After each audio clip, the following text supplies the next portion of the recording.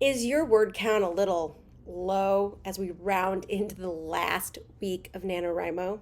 Here are 5 unexpected ways to increase your word count this week.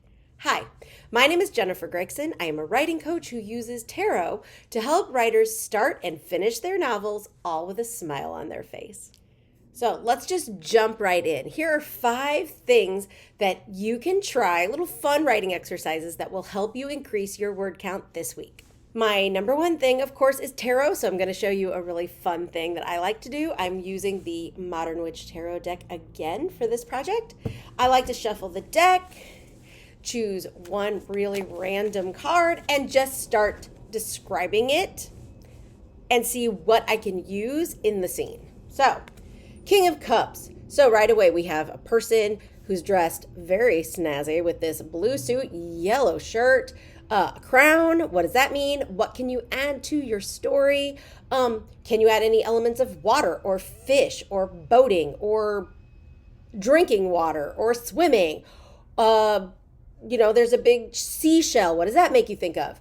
I like to do this. I like to pull a card before each writing session and see what I pick out, and I jot it down on a Post-it note, and then I sort of challenge myself to add one or more elements into the scene I'm writing.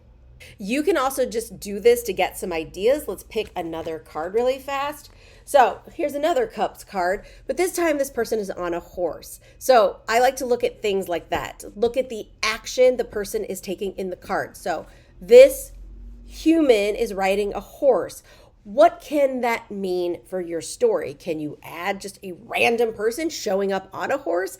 If you're writing in New York City, that might be weird. But if you're writing in a story that works, add it. But you can do this to just jumpstart your creativity, even if you take those words out later after NaNoWriMo.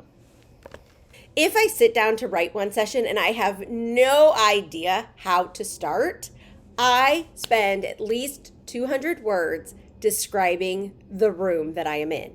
Now, I don't typically do this when I write first drafts. My editor calls it the white room syndrome. She will always write back, Jen, where are they in space? I have no idea where this scene is taking place. I fix that usually later.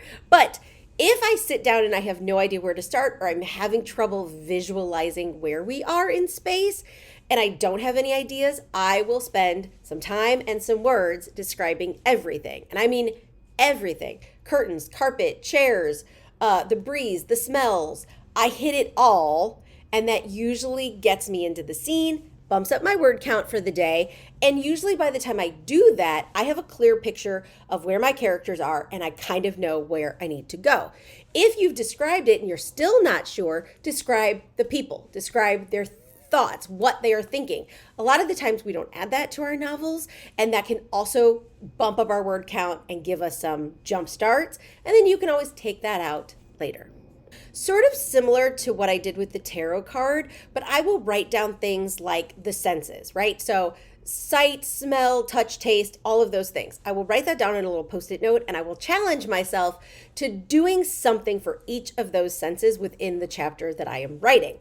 It makes me a little bit more aware of what I'm doing. It gives me a little bit of a focus, and it gives me something to write to up that word count. You can also do this with things like feelings. Write down 7 feelings and then try to hit each one within that chapter. You can pretty much do this with anything. You could do body parts, you could do locations, you could do actions, right? Like my character needs to pick up a cup, get on a bus, buy a book, right?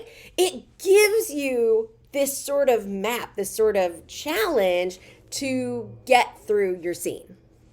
If you want to add the element of surprise, which I talked about last week with rewards, grab your favorite book, like a physical book that you own, and flip it to a random page and read one piece of dialogue. So find a page that has dialogue and then challenge yourself to putting that same dialogue in your scene.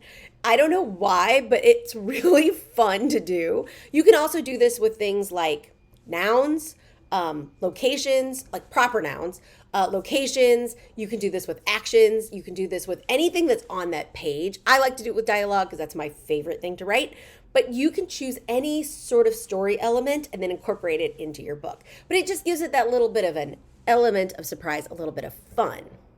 You can also do this with song lyrics. That is one of my other favorite things to do when I'm feeling stuck, is start any kind of random Spotify or Apple Music or iTunes playlist.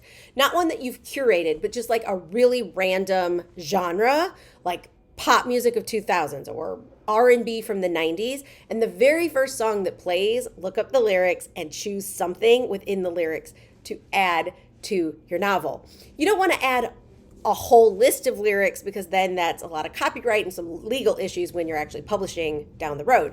But if you add one line, probably not going to be a problem. But if you keep that line and specifically say it's from that song, please double check before you self-publish. I am not a lawyer. But if it just sort of jumpstarts and kickstarts your creativity, then that is great. And my last really fun, weird sort of writing exercise is, what is one thing that your main character is really into? For example, my main character was a swimmer. So you could spend 10 minutes researching everything about swimming, strokes, chlorine in pools, all that stuff, and then challenge yourself to add all of that information to the chapter. So make sure you're writing a chapter where they're going to be doing the thing or talking about the thing. But it could literally be anything. Do they have an obsession with a specific type of TV show or video game? Do they like a sport other than swimming? Are they really, really interested in going somewhere? So they've researched travel. That would be excellent dialogue. And if you really want to up your word count, have someone on the opposite side of whatever it is they're into. So let's say your main character, character A, really likes a certain video game, and your other character hates video games and doesn't understand why people play them, and then have them argue. Even if you don't use that later, it's really excellent character development for when you are going back to revise this novel, and it's going to up your word count as we round to the end of NaNoWriMo. So those were 5 unexpected ways to add extra words to your word count. Which one was your favorite? Which one are you going to try? Let me know in the comments below. And we are rounding out NaNoWriMo. Next week, I'm going to have a video about sort of the end of NaNoWriMo, what comes next, what happens as you near that 50,000 words or you don't.